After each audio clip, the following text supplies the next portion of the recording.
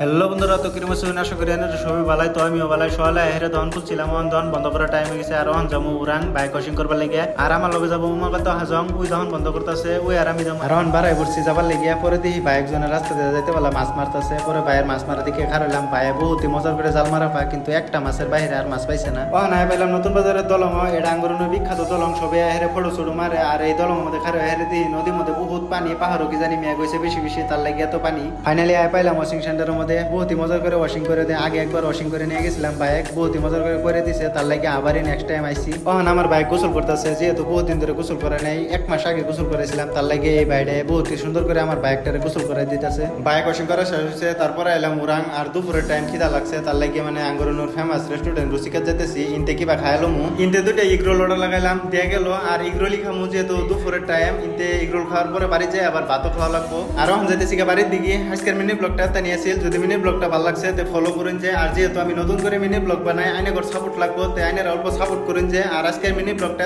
নিয়েছিল। Next video দেখা হবো। Bye bye.